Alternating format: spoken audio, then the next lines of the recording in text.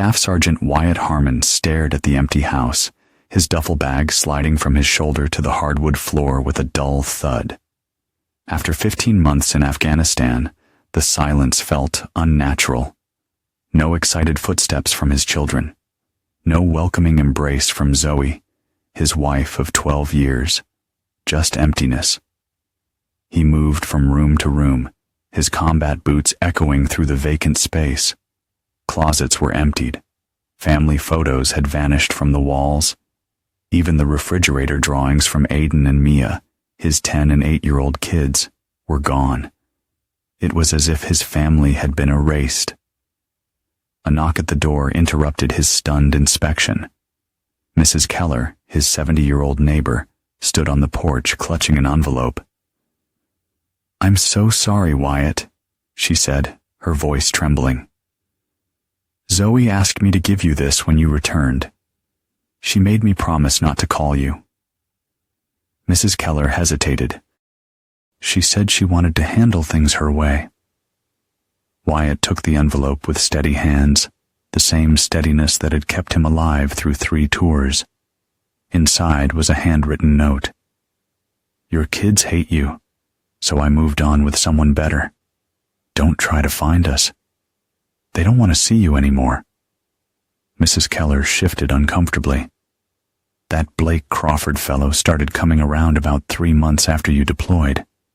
I tried to mind my business, but..." She hesitated. 2 weeks ago, they loaded up a moving truck. The children were crying, especially Aiden. The boy kept saying he wanted to wait for you. Something hardened in Wyatt's chest. Not pain, but something colder and more focused. He thanked Mrs. Keller and closed the door. In the kitchen, he found the only thing Zoe had left behind, a half-empty bottle of bourbon. The irony wasn't lost on him. She'd always complained about his occasional drink after tough missions. He poured himself 2 fingers, not out of desperation, but as a ritual. This was a different type of mission now. Wyatt pulled out his phone and made one call. Not to Zoe, but to Anthony Valdez, his former squad mate who'd become a private investigator after leaving the service with a Purple Heart and a metal plate in his skull. "I need everything you can find on Blake Crawford," Wyatt said, his voice betraying no emotion. "And I need to know where my kids are tonight." Anthony didn't ask questions. He'd saved Wyatt's life in Kandahar. Wyatt had carried him 2 miles to the extraction point. Some debts transcended explanation. 3 hours later, Wyatt's phone lit up with an address, photos, and a detailed report. Blake Crawford, 42, twice divorced pharmaceutical sales rep with a history of targeting military wives during deployments, was currently living in a lakeside cabin 90 minutes outside town, a property belonging to Zoe's sister, Renee. The cabin where Wyatt had once taught Aiden to fish. As night fell, Wyatt methodically unpacked his bag, laying out items on the kitchen counter. His service knife, a set of lockpicks he'd acquired overseas, night vision goggles he'd forgotten to return, and a burner phone. Then he changed into black cargo pants and a dark jacket. This wouldn't be about violence. This would be about information, leverage, and calculated moves. In war, the most devastating attacks were the ones the enemy never saw coming. The lakeside cabin glowed softly in the darkness, its reflection rippling across the water. Wyatt observed from the tree line, his military training making him a shadow among shadows. Through his night vision goggles, he watched the domestic scene unfold through the windows. Zoe was preparing dinner in the kitchen. Blake lounged on the couch with a beer, and the children were nowhere in sight. Movement in an upstairs window caught his attention. Aiden's silhouette appeared, the boy's head hanging low as he gazed out toward the lake. Even from this distance, Wyatt recognized his son's posture, the same slumped shoulders Aiden had after striking out at his first baseball game. Defeat. resignation. Wyatt circled the property, placing small, undetectable surveillance devices at strategic points. Technology Anthony had provided with a knowing look, but no questions. Just be smart, his friend had warned. Remember, this isn't Fallujah. Different rules of engagement here. As Wyatt completed his circuit, a text lit up his phone. Package delivered to target vehicle. Anthony had planted a GPS tracker on Blake's Range Rover and cloned his phone during the man's sales meeting that afternoon. Retreating to his truck parked a mile down the road, Wyatt began receiving audio feeds through his laptop. The conversation inside made his jaw clench. "Those kids are still moping around," Blake's voice crackled through the speaker. "The boy especially won't even look at me." "They'll adjust," Zoe replied. Her voice recognizable, yet somehow different. Higher, more performative. "Aiden's just being dramatic. He didn't even cry when we told him his father wasn't coming back to live with us." "You sure he bought that story about Wyatt requesting another deployment?" "Of course. Kids believe what you tell them. I've been preparing them for months, telling them how their father chose the military over his family. They understand he abandoned them." Wyatt's hands tightened on the steering wheel.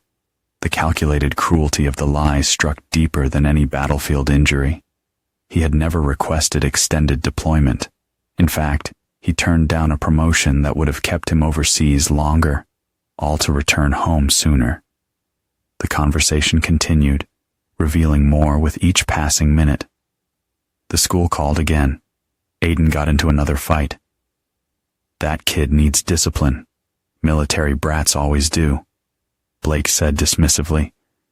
"I don't want to talk about Wyatt or his influences right now," Zoe said.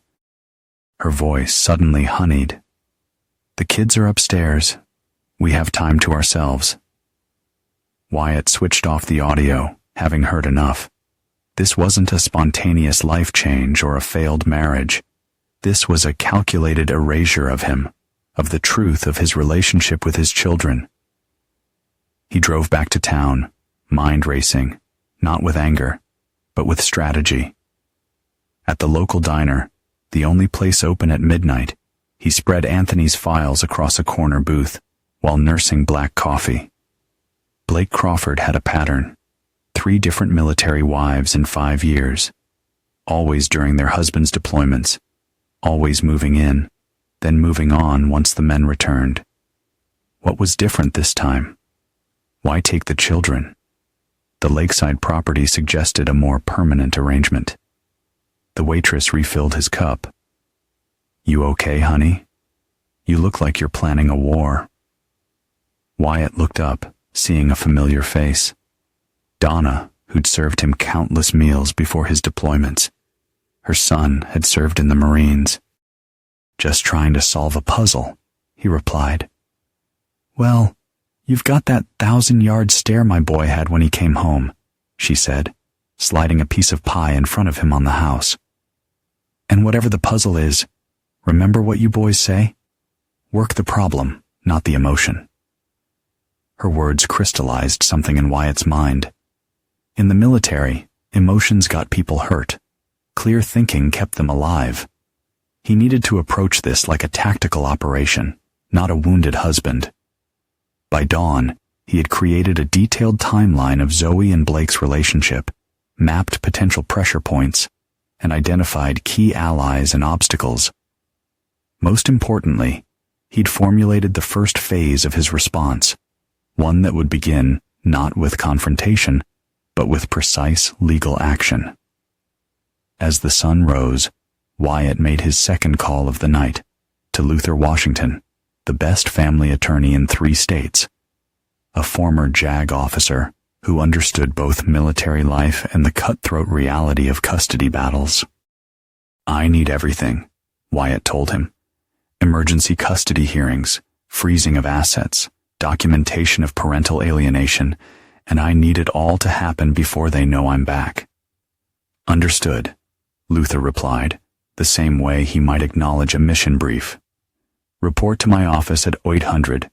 Bring everything you've gathered. We strike at noon. Luther Washington's office projected power through understatement. No flashy artwork or pretentious law books, just military precision and functional elegance.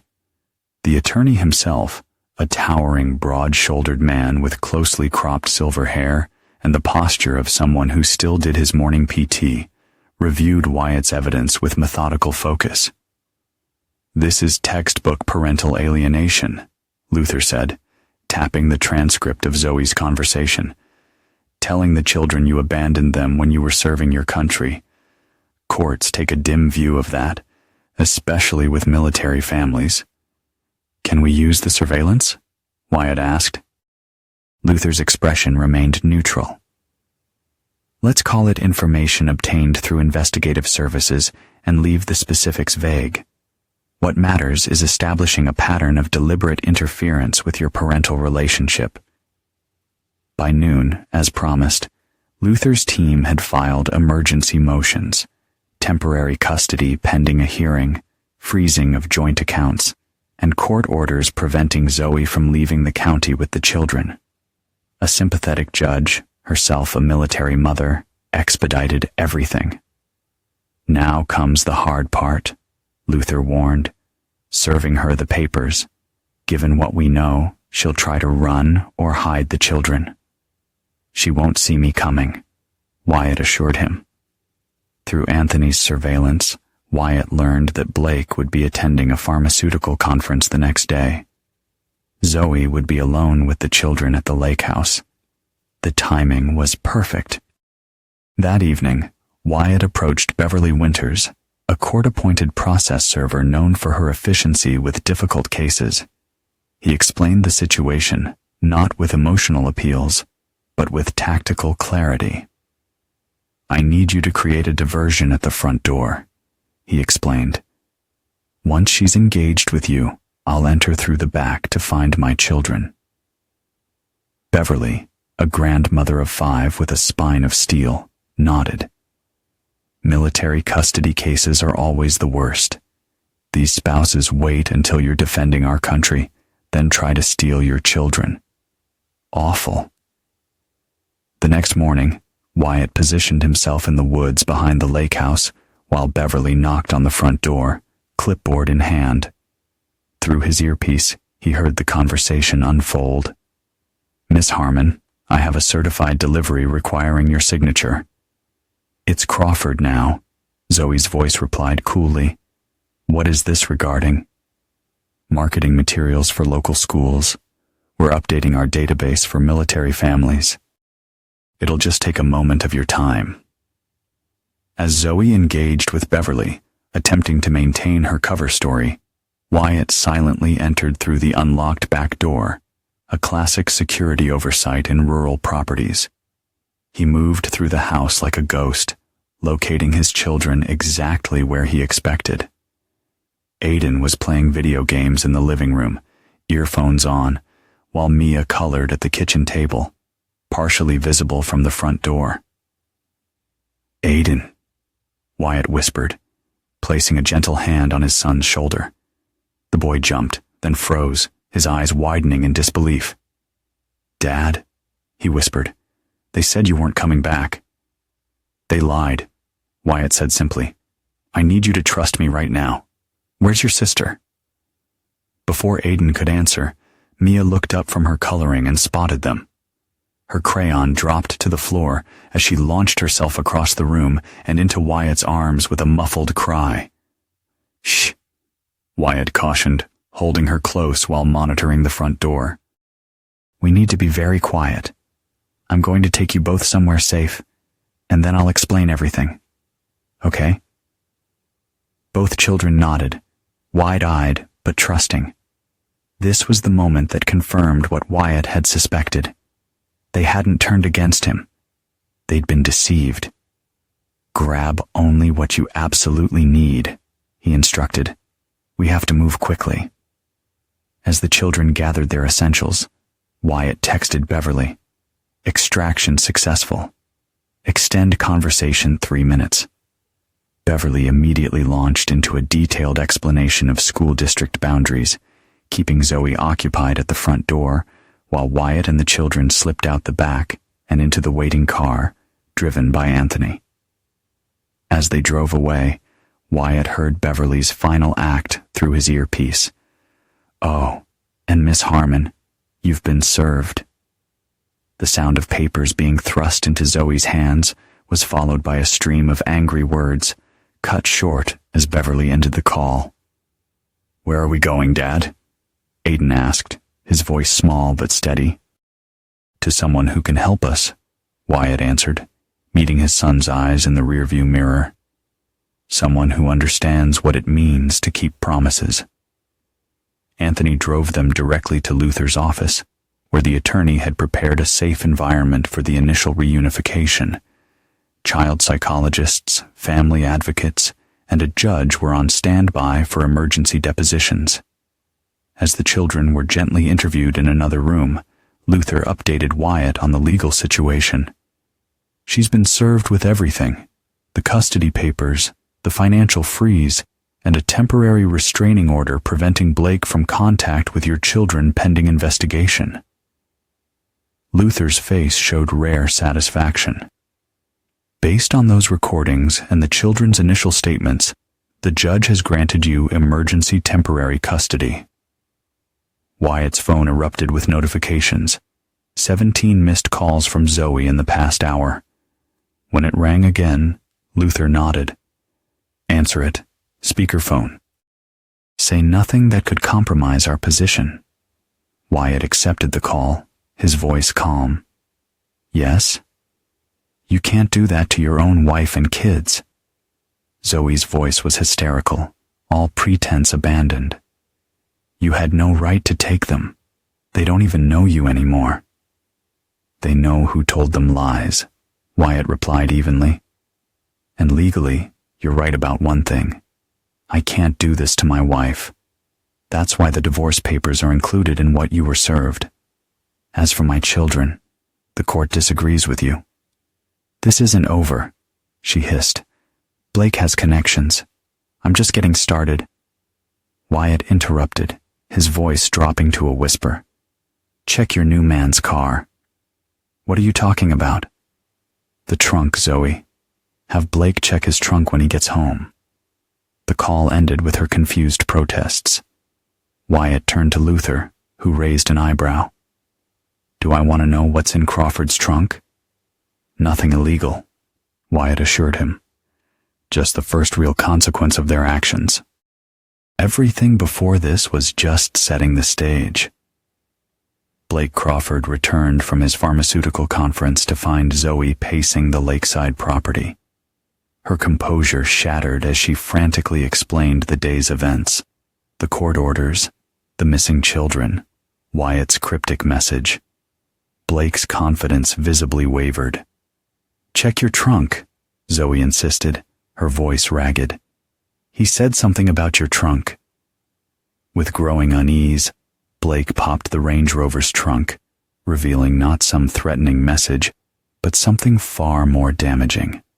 A meticulously organized dossier detailing his systematic pursuit of military wives during deployments. Photos, dates, names, and most damningly, his own text messages to friends boasting about his so-called conquests, all compiled with military precision. "What is this?" Zoe demanded, flipping through pages documenting Blake's pattern. Blake snatched the file from her hands. "It's nothing. Just someone trying to make me look bad." "These are your text messages, Blake." Her voice trembled as she read. "Another soldier boy shipping out, another lonely wife, like shooting fish in a barrel. That's you. That's what you wrote about me." While they argued, neither noticed the small red light on the security cameras Anthony had installed. Cameras were now streaming their every word to Wyatt's laptop at Luther's office. "Textbook narcissistic response," commented Dr. Sienna Alvarez, the child psychologist Luther had brought in. He's not denying it. He's just angry he got caught. Wyatt watched the footage with detached analysis. Notice how he's more concerned about his reputation than the children's whereabouts. Dr. Alvarez nodded. Speaking of the children, they're showing classic signs of manipulation and parental alienation, especially Aiden.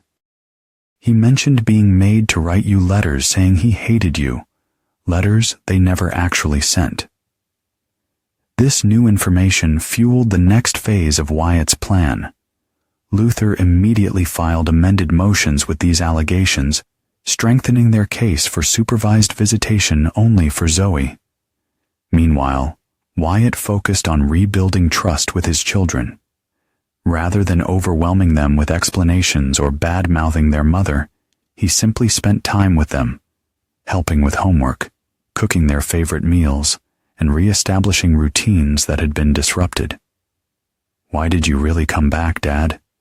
Aiden asked that night, as Wyatt tucked him into bed at Luther's guest house, where they were staying under court protection.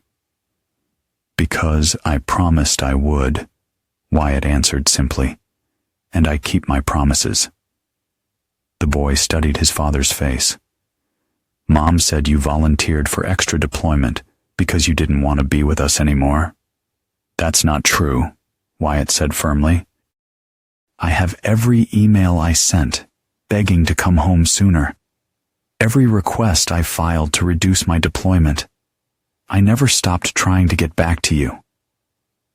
Aiden's expression hardened in a way that reminded Wyatt of himself. "They made us throw away your letters, said they would upset us." "I know," Wyatt replied, "but that's over now."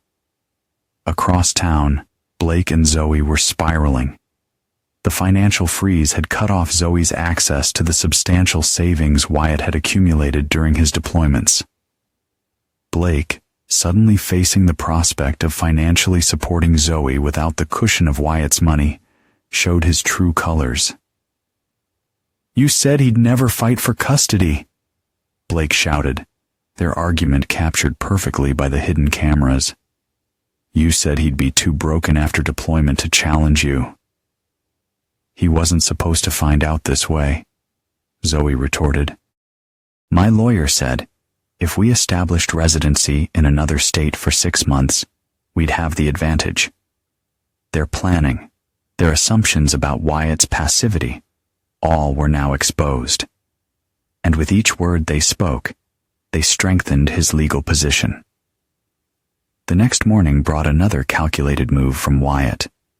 Through his military connections, he arranged for Senior Master Sergeant Patricia Rivera, his former commanding officer, to speak at the emergency custody hearing. Her testimony about Wyatt's character, his dedication to returning home, and the impact of parental alienation on military families left a powerful impression on the judge. In 15 years overseeing deployments, SMSGT Rivera testified, "I've seen this pattern destroy dedicated service members." Staff Sergeant Harmon turned down a promotion that would have doubled his salary because it meant 2 more months away from his children. That's not the action of a father who abandons his family. By day's end, the temporary custody order was extended, pending a full hearing, with Zoe granted only supervised visitation twice weekly. Blake was barred from all contact with the children based on his documented history of interfering with military families. As they left the courthouse, Luther clapped Wyatt on the shoulder. "First round goes to us, but they'll regroup and counterattack. People like this always do." Wyatt nodded, already anticipating the next move in this chess game. "Let them try. I've survived worse odds." That night, as predicted, Zoe called again. Her tone had shifted from outrage to negotiation, a dangerous sign. "We can work this out between us," she proposed, her voice honeyed in the way Wyatt now recognized as manipulation. "No lawyers, no courts, for the children's sake." "Everything goes through Luther now," Wyatt replied evenly.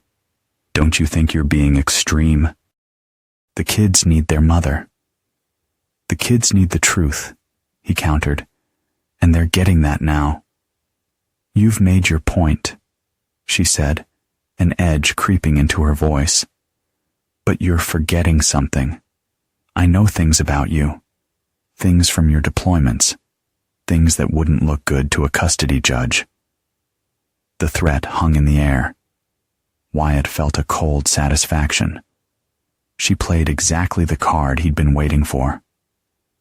"Is that a threat, Zoe? Because threatening a service member regarding classified operations is a federal offense." He paused. "And you're on a recorded line." The silence that followed told him everything. She'd overplayed her hand, not realizing he'd anticipated this move days ago. "One more thing," Wyatt added before ending the call. "Tell Blake to check his professional licensing board tomorrow. I hear they take ethics quite seriously in pharmaceutical sales." Blake Crawford's professional implosion began at 9:17 a.m. when his regional supervisor received an anonymous package containing evidence that Blake had been diverting pharmaceutical samples to personal use and falsifying doctor signatures on distribution forms. By noon, his company's ethics committee had suspended him pending investigation. By 3, the state licensing board had been notified. None of these allegations came from Wyatt directly. Rather, they came from Pamela Norris, a hospital administrator Blake had previously dated and discarded, one of many women Anthony had identified and Wyatt had quietly contacted. Presented with evidence of Blake's predatory pattern with military wives, Pamela had been all too happy to share what she knew about his professional shortcuts. "Never burn bridges," Wyatt murmured to himself as he received confirmation of Blake's suspension. First rule of surviving in hostile territory. While Blake desperately tried to salvage his career, Zoe attempted a different approach. She arrived at her supervised visitation with the children bearing gifts and tearful apologies, playing the role of the remorseful mother who'd made a mistake. "I just got confused while your father was away," she told the children, carefully phrasing her words with the court-appointed supervisor present. "I never meant to hurt anyone." Aiden, however, had inherited his father's perceptiveness. "Then why did you tell us Dad didn't want to see us anymore? Why did you make us write those letters saying we hated him?" The supervisor's pen paused mid-note, capturing this critical admission. Zoe's facade cracked momentarily before she recovered. "You're misremembering, sweetheart. I would never do that," she insisted. But the damage was done. The supervisor's report filed that afternoon noted concerning evidence of deliberate parental alienation and the mother's apparent dishonesty when confronted. Meanwhile, Wyatt was building a different kind of case. Through Anthony's connections, he located 3 other military families Blake had targeted during deployments. 2 had declined to get involved, but the third, Marine Sergeant Darnell Jackson and his wife Kesha, had agreed to provide sworn statements about how Blake had insinuated himself into their lives during Darnell's deployment, only to vanish when the Marine returned home. "He told my wife I was probably cheating on her overseas," Darnell told Wyatt during their meeting at Luther's office. "Planted all these doubts, then offered himself as the supportive friend. We almost didn't survive it." Kesha Jackson nodded gravely. "We want to help because we recovered, but barely. Others weren't so lucky." Luther carefully documented their statement, building what he called the pattern case. Evidence that Blake's involvement with Zoe wasn't an isolated romance, but part of a calculated, predatory behavior targeting vulnerable military families. That evening, as Wyatt helped Mia with her science project, a solar system mobile they were constructing at Luther's dining room table, his phone chimed with an alert from Anthony. Blake's financial accounts were showing large cash withdrawals and transfer attempts that had been blocked by freezing orders. "He's preparing to run," Anthony texted, Classic guilty move. Wyatt wasn't surprised. Men like Blake never stood their ground when cornered. They sought new hunting grounds. The only question was whether he would try to take Zoe with him or abandon her as he had the others. The answer came at midnight, when Anthony's surveillance captured Blake and Zoe in a vicious argument outside the lake house. "You never said anything about his connections or resources," Blake shouted, throwing clothes into his car. "He's got me suspended. My license is under review." "You can't leave me to deal with this alone," Zoe pleaded, her calculated composure completely gone. "He'll take everything. The kids, the money, everything." "That's your problem now," Blake retorted. "I'm not sticking around to be destroyed by some vengeful military guy with friends in high places." "You told me he was some broken case who'd roll over." "Where are you going?" she demanded as he slammed the trunk closed. "Somewhere he can't reach me. Don't call me until this blows over." As Blake's tail lights disappeared down the gravel driveway, Zoe collapsed onto the porch steps, head in her hands. For the first time since Wyatt's return, she looked genuinely lost. Luther reviewed the footage the next morning, his expression grim. "This strengthens our case, but complicates things too. She's now desperate and cornered. That makes her unpredictable." Wyatt nodded. "I know. That's why we moved to phase 3 today. The settlement offer, yes, but not the one she's expecting." Luther began drafting the proposal. It wasn't the standard divorce settlement Zoe might anticipate, but something far more comprehensive. It addressed custody, finances, and most importantly, accountability. By afternoon, Zoe had received the documents. Her call came minutes later, routed through Luther's office, where Wyatt sat waiting. "This isn't a settlement offer. It's a surrender demand," she practically screamed through the speakerphone. Luther remained professionally calm.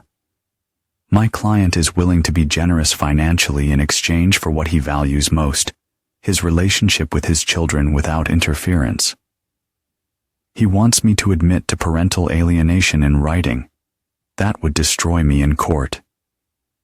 "He wants honesty," Luther corrected, "for the children's healing process."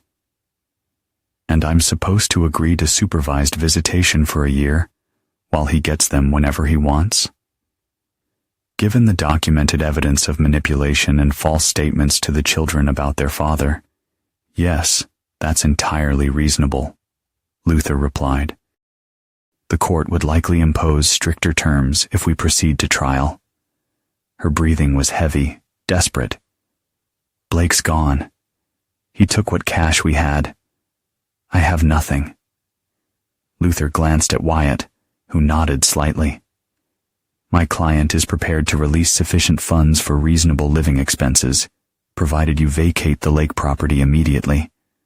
It belongs to his children's aunt, who has explicitly withdrawn permission for your residence."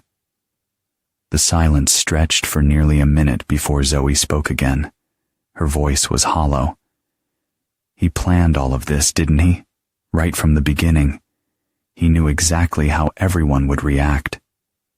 Wyatt finally spoke. "I learned in Afghanistan that when you're ambushed, you don't just react. You identify the pattern, predict the next move, and redirect the attack. You and Blake had a pattern. I just made sure you followed it to its logical conclusion." "This isn't over," she whispered, but the threat lacked conviction. "Actually, it is," Wyatt replied calmly. "You have until 5 p.m. tomorrow to accept the settlement terms. After that, we proceed to full trial with all evidence presented publicly."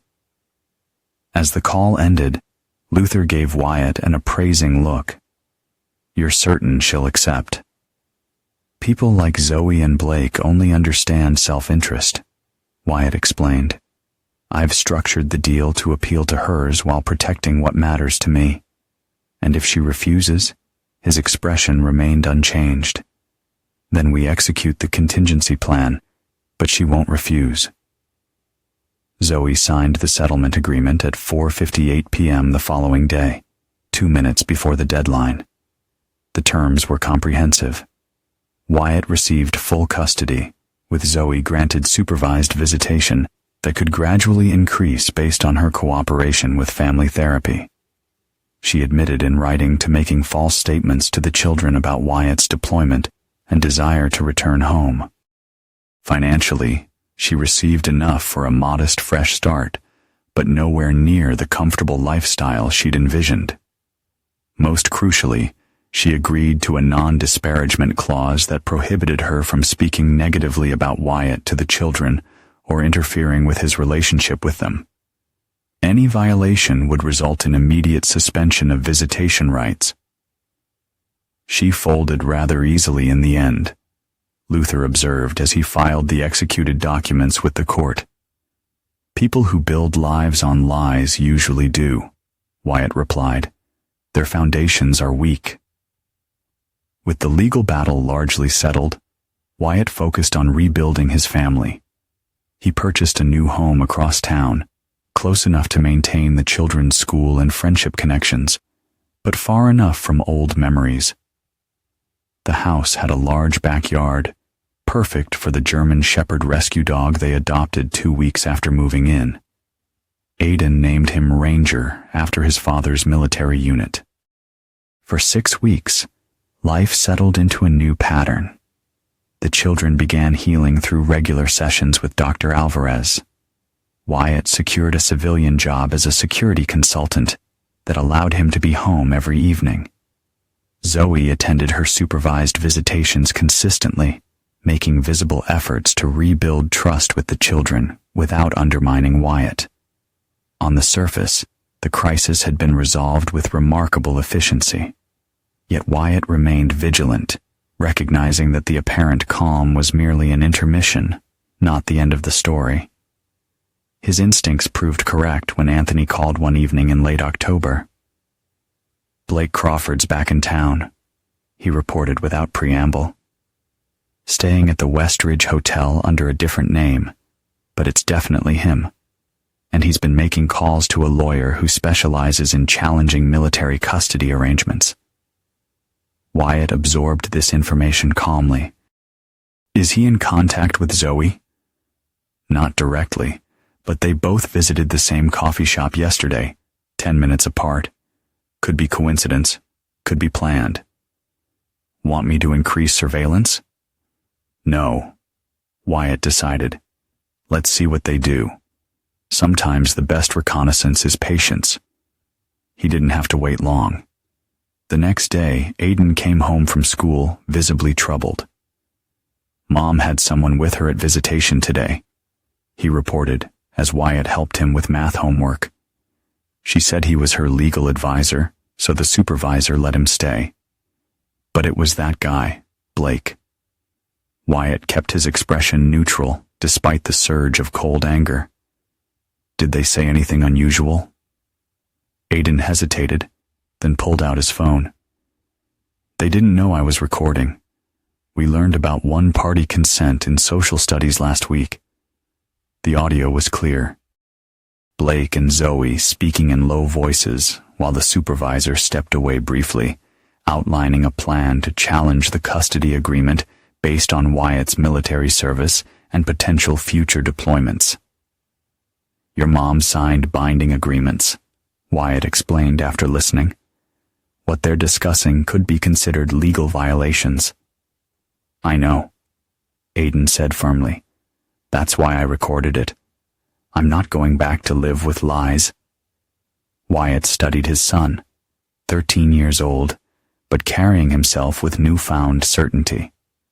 In that moment, the boy reminded Wyatt not of himself, but of his own father, a man who taught him that integrity wasn't just about following rules, but actively standing for truth.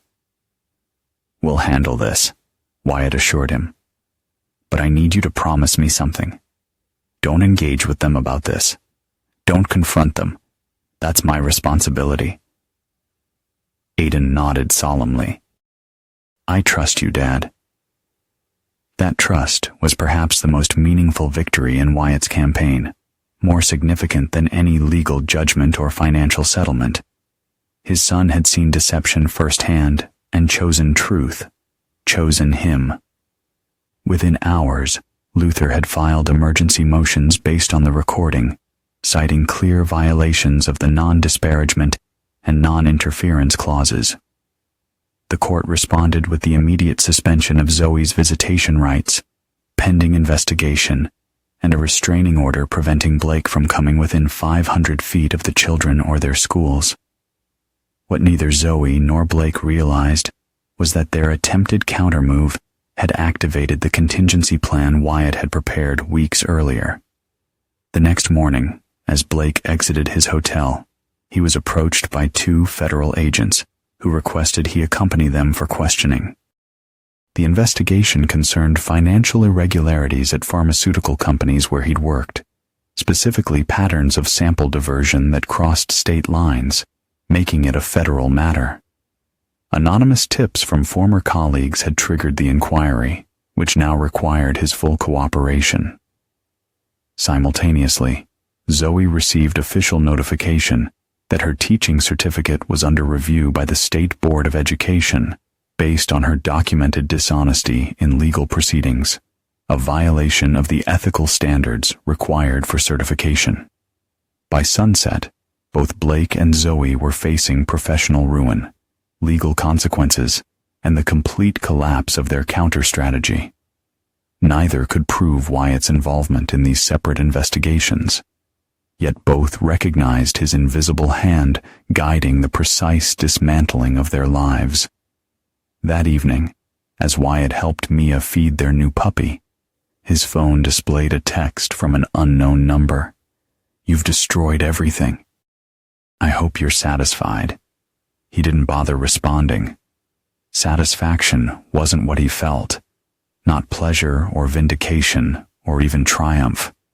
What he felt was completion, a mission executed according to plan with primary objectives secured: his children's well-being, his family's future, and the neutralization of threats to both. As he tucked Mia into bed, she asked the question children eventually ask after trauma. "Are the bad things over now, Daddy?" Wyatt brushed her hair back from her forehead. "Yes," he said with certainty. "The bad things are over." And for the first time since returning to find his home empty, he truly believed it. 3 months after the custody settlement, Wyatt received a letter from Zoe's new attorney requesting a meeting. Unlike her previous legal representation, this lawyer, Sandra Wu of Garfield and Wu, had a reputation for mediation rather than aggressive litigation. "It's a trap," Anthony warned over beers in Wyatt's backyard while the children played with Ranger nearby. "They're regrouping for another attack." Wyatt shook his head. "Not this time. Blake's facing federal charges for the pharmaceutical fraud. He's toxic now. No use to her anymore." "Then what's her angle?" "Survival," Wyatt replied simply. "She's lost her teaching certificate, her reputation, and her leverage. This is about minimizing further damage." Luther accompanied Wyatt to the meeting at Ms. Wu's downtown office. Zoe sat across the conference table, noticeably thinner, her previously immaculate appearance now subdued. The confident woman who had orchestrated his family's disappearance was gone, replaced by someone struggling to maintain composure. "My client wishes to propose a modification to the current arrangement," Ms. Wu began professionally. "She recognizes that her actions were harmful and is committed to genuine rehabilitation of her relationship with the children." Luther remained stone-faced. "The current agreement is working well for our client and his children. What specifically is being proposed?" Ms. Wu slid a document across the table. "Miss Harmon is relocating to Colorado for a fresh start. She's seeking permission to have 1 week of visitation during summer breaks and alternating holidays, with graduated supervision requirements." Supervised visitation remains non-negotiable, Luther countered immediately. Given the history of alienation and the recent violation with Mr. Crawford, that relationship is over. Zoe interjected her first words of the meeting. Blake misled me about everything. His intentions, his past, his character. She looked directly at Wyatt. I made catastrophic mistakes. I'm not asking for forgiveness. I'm asking for a chance to be some kind of mother to my children from a distance that makes everyone feel secure. Wyatt studied her, searching for the manipulation he'd learned to recognize. Instead, he saw something unexpected. Genuine defeat. Not tactical surrender, but the permanent acceptance of consequences. Colorado is where your sister Renee lives, he noted. Zoe nodded. She's offered me a place to stay while I rebuild. She told me what I did was unforgivable, but she's willing to help me recover. Renee always had better judgment than you gave her credit for, Wyatt observed. He remembered his former sister-in-law's tearful apology for allowing her lakeside property to be used in the deception. She'd been manipulated too, told that Wyatt had become dangerous and unstable during deployment. After a calculated pause, Wyatt turned to Luther. I'll agree to the relocation and modified visitation with 3 non-negotiable conditions. He enumerated them clearly. First, all visits would remain supervised for a minimum of 2 years, with assessments from Dr. Alvarez required before any changes. Second, Zoe would continue comprehensive therapy, with records shared with the court. Third, she would sign expanded non-interference agreements that included significant financial penalties for violations. Those terms are severe, Ms. Wu observed. They're necessary, Wyatt corrected, not for punishment, but for protection. After a brief consultation with her client, Ms. Wu nodded. We accept these terms. The meeting concluded with an efficiency that bordered on anticlimactic. No dramatic confrontations, no emotional outbursts, just the businesslike resolution of a conflict that had once threatened to destroy everything Wyatt valued. As they left the building, Luther gave Wyatt a questioning look. You could have refused completely. The court would have backed you after her violations. Why allow any visitation at all? Wyatt watched people passing on the sidewalk, strangers living uncomplicated lives. Because someday my children might ask if I ever tried to help their mother be better. Now I can honestly say I did. Luther nodded slowly. That's thinking several moves ahead. It's what kept me alive overseas, Wyatt replied. Never just win the current battle, secure the entire territory. That evening, as Wyatt helped Aiden with a science project, his son asked the question Wyatt had been expecting for months. Are you ever going to forgive Mom? Wyatt carefully measured his response, aware that his words would shape his son's understanding of justice, mercy, and consequences. Forgiveness isn't the same as restoration of trust, he explained. I've accepted what happened and moved forward. That's different from pretending it never happened or allowing the same patterns to continue. Aiden considered this. So, you don't hate her, but you don't trust her either. Exactly. And more importantly, I won't let her choices define our family anymore. We've rebuilt something better. The boy nodded, seemingly satisfied with this nuanced perspective. Blake deserved what he got, though, he added with unexpected vehemence. He tried to steal our whole family. Justice takes different forms, Wyatt acknowledged. But our focus now is forward, not backward. Later that night, Wyatt received an update from Anthony that shifted the landscape once again. Blake Crawford had accepted a plea deal on the federal charges, reduced penalties in exchange for information about widespread pharmaceutical fraud. The agreement required him to relocate to Arizona under supervised release, effectively removing him permanently from their lives. The news brought not satisfaction, but closure. Every threat had been neutralized, every vulnerability addressed. The mission was complete. As Wyatt made his final security check of the house that night, a habit from both military and recent civilian life, he passed the children's rooms. Aiden slept with Ranger curled at the foot of his bed. Mia had kicked off her covers as usual, surrounded by stuffed animals.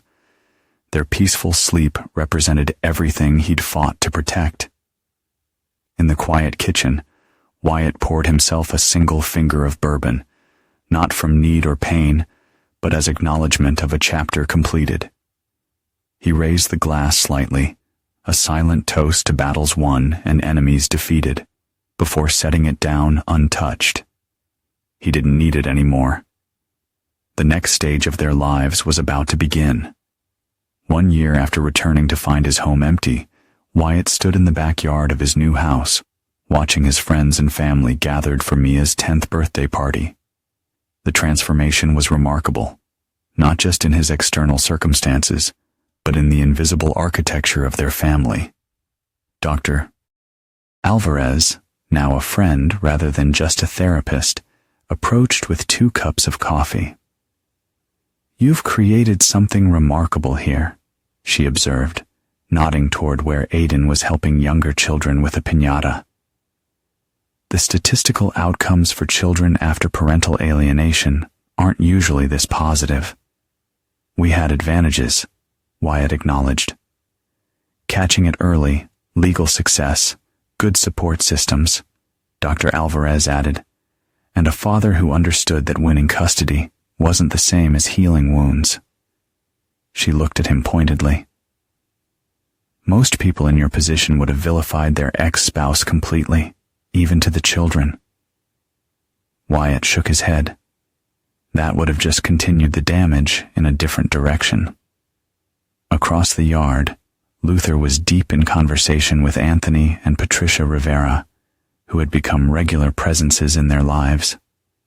Luther had successfully lobbied for new state legislation, specifically addressing parental alienation in military families. Anthony had expanded his investigation business to specialize in such cases. And Patricia, now retired from active duty, worked with military family support programs. What had begun as Wyatt's personal battle had evolved into something more significant, a network dedicated to preventing others from experiencing the same betrayal. The afternoon unfolded with cake, presents, and the ordinary joyful chaos of children's celebrations. When it concluded, only the closest friends remained for a quieter dinner. As they gathered around the table, Wyatt was struck by the realization that they had become a chosen family, forged through crisis, but sustained by genuine connection.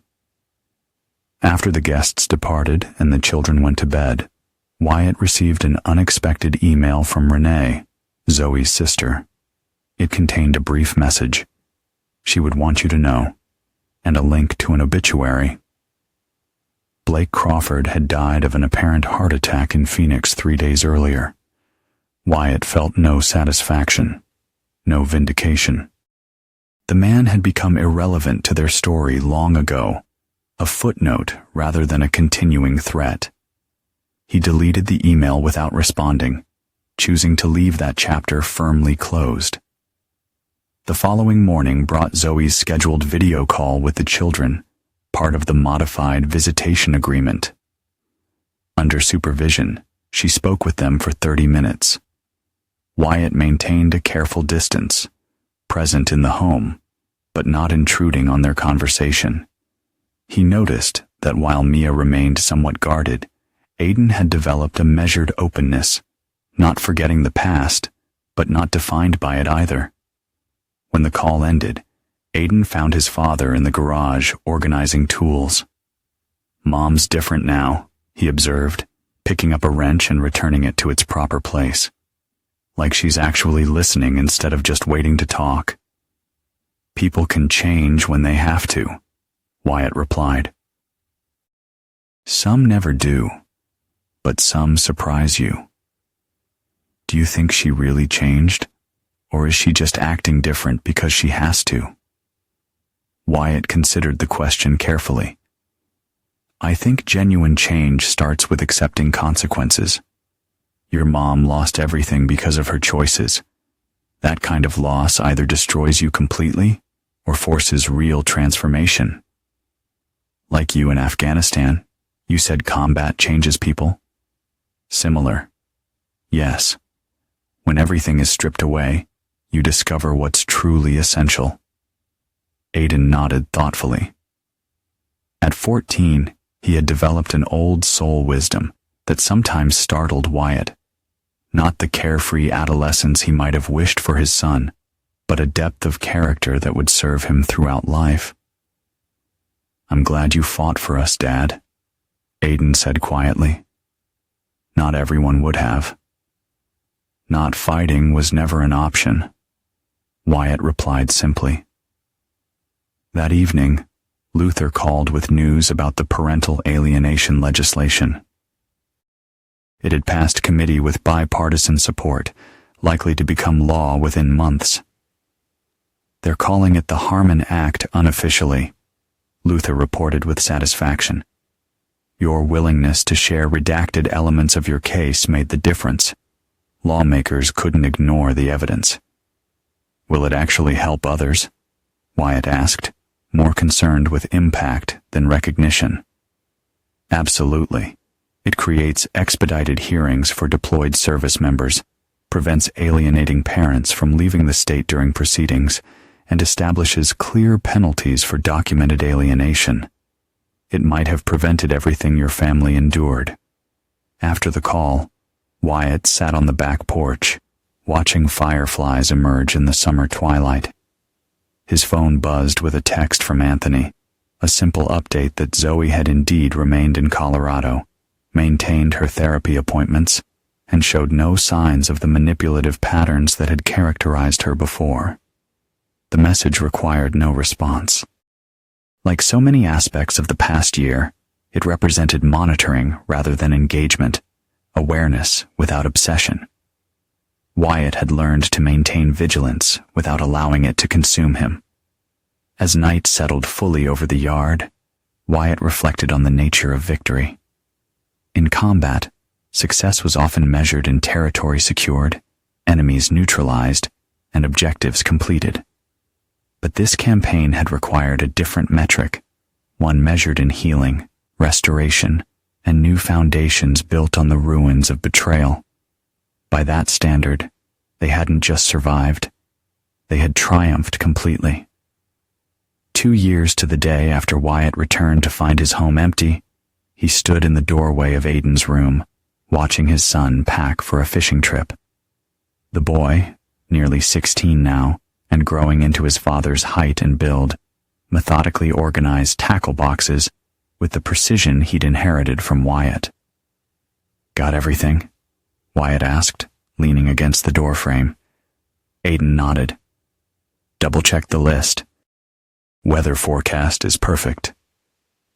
The fishing trip had become an annual tradition, their way of reclaiming the lakeside property that had once been the site of deception. Renee had formally transferred ownership of the cabin to Wyatt last year, unable to separate it from painful memories.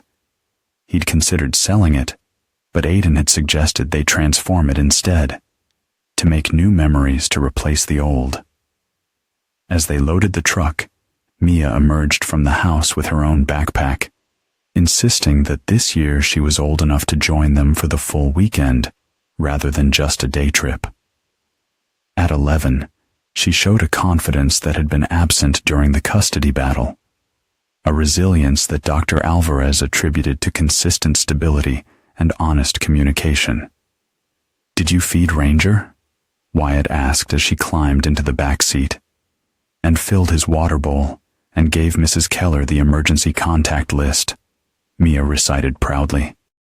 The elderly neighbor had become a surrogate grandmother, watching their dog during trips and regularly bringing over homemade cookies that she claimed were just extras. The drive to the lake passed with comfortable conversation about school, friends, and plans for summer break. Neither child mentioned the significance of the date, though Wyatt knew Aiden at least was aware of it. They had developed an unspoken understanding about acknowledging the past without dwelling on it, recognizing anniversaries without allowing them to dominate present joy. At the cabin, now renovated with new furniture and fresh paint, they unloaded gear and settled into the routine they'd established during previous visits. Aiden took charge of preparing fishing equipment, while Mia arranged their food supplies with meticulous organization. Wyatt checked the perimeter and security systems, a habit he maintained not from ongoing fear, but from a soldier's commitment to vigilance. As sunset approached, they took the boat onto the lake. Aiden demonstrated casting techniques to Mia, his patience reflecting Wyatt's own teaching style. The scene bore no resemblance to the covert surveillance Wyatt had conducted from these same waters 2 years earlier. "Dad?" Mia said suddenly as she reeled in her line. "Mom asked during our last call if she could come visit us in person next month. Not at our house, just maybe at a restaurant or something." Wyatt kept his expression neutral, though the request represented a significant departure from their established arrangement of distant supervision. "What did you tell her?" "I said I'd have to ask you," Mia replied carefully. "Aiden said he's okay with it if you are. Dr. A says Mom's made real progress." Aiden added, 2 years of consistent therapy and no violations of the agreement. The request required careful consideration. Under the terms of their agreement, Zoe could petition for modified visitation after 2 years of compliance. A supervised in-person meeting would be the natural first step in any potential progression. "I'll think about it," Wyatt promised, neither committing nor refusing outright. "What matters most is what you two feel comfortable with." As darkness fell, they returned to shore with several fish for dinner. While Wyatt cleaned the catch, he watched his children working together to build a campfire in the stone pit he'd constructed last summer. Their easy cooperation, the casual affection in their teasing, these were the rewards of his unwavering determination to rebuild their family. Later, as they sat around the fire roasting marshmallows, Aiden broke the comfortable silence. "I got a letter from Blake's son yesterday." Wyatt looked up sharply. This was unexpected. "I didn't know he had children." "From his first marriage," Aiden explained. "He's in college now. After Blake died, he found all these notes about his system for targeting military families. The son wanted to apologize to everyone affected." "That couldn't have been an easy letter to write," Wyatt observed, carefully gauging his son's reaction. Aiden poked at the fire with a stick. "I wrote back, told him he wasn't responsible for his father's actions." The maturity in this response didn't surprise Wyatt, but it filled him with a quiet pride. His son had developed wisdom beyond his years, the capacity to distinguish between justice and vengeance, between accountability and blame. "You're a better man than I was at your age," Wyatt said simply. Aiden shook his head. "I just did what you would have done." The statement held more truth than Aiden realized. The mercy he'd shown to Blake's son wasn't something Wyatt would have managed in his younger years.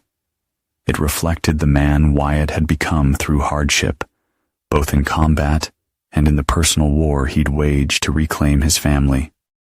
As the fire burned down to embers, Mia fell asleep against her father's shoulder.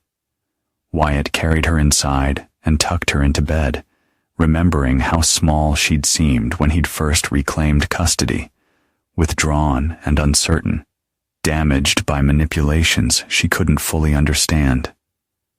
Returning to the fire, he found Aidan still awake, contemplative in the dying light. 2 years, Aidan said quietly. Sometimes it feels like forever ago, and sometimes it feels like yesterday. That's how significant events work, Wyatt replied. They change your internal timeline. Do you ever regret how things turned out with Mom? Wyatt considered the question carefully. I regret that it happened at all. That you and your sister had to experience that kind of deception. But I don't regret the actions I took in response. They were necessary. Even the parts that destroyed her life. She made choices that had consequences, Wyatt said firmly. I didn't create those consequences. I simply ensured they couldn't be avoided. Aidan nodded slowly. That's what I thought you'd say. He paused, then added, I think I'll say yes to Mom's request to meet. Not because I've forgiven everything, but because holding on to it doesn't help anyone. Wyatt studied his son in the firelight, recognizing that Aidan had arrived at this decision through his own reasoning, not from external pressure. It reflected emotional autonomy, the ability to make choices about relationships based on personal values rather than obligation or resentment. If that's what you want, we'll arrange it, Wyatt agreed, with appropriate boundaries. Their conversation drifted to other topics. Aidan's interest in possibly following Wyatt into military service someday, plans for college visits next year, a girl at school he might ask to the upcoming dance, normal concerns of a teenage boy growing up in a stable home. Later, after Aidan had gone to bed, Wyatt sat alone by the lake shore. The stars reflected on the water's surface, creating the illusion of infinite depth. He remembered standing in this same spot 2 years ago, calculating angles of approach and planning surveillance positions. The tactical mindset had served its purpose then, but he no longer needed it in the same way. His phone buzzed with a text from Anthony. Annual security check complete. All clear on all fronts. Nothing to report. Wyatt sent back a simple acknowledgement. The monitoring protocols they'd established had become less intensive over time, evolving from urgent security measures to routine verification. They represented not ongoing fear, but the commitment to never again be blindsided by betrayal. As he prepared to turn in for the night, Wyatt reflected on the journey from that first devastating homecoming to this peaceful evening. He had returned from war to find another kind of battle waiting, one that required different weapons but the same unyielding resolve. In both conflicts, he had emerged victorious, not just by defeating opponents, but by securing what truly mattered: his children's well-being, his own integrity, and their collective future. The empty house that had greeted him 2 years ago had been replaced by something more substantial than physical possessions or legal arrangements. A family rebuilt on foundations of truth, resilience, and unwavering loyalty. Some would call his methods harsh, his determination excessive, but Wyatt had never sought approval or understanding from those who hadn't faced similar battles. He had done what was necessary, what was right for his children, without compromise or hesitation. And in the quiet triumph of this anniversary, with his children sleeping peacefully under his protection, he found the only validation he had ever needed. The war was over. They had won. I'm sorry, but I can only provide the story text and not comments or subscription requests.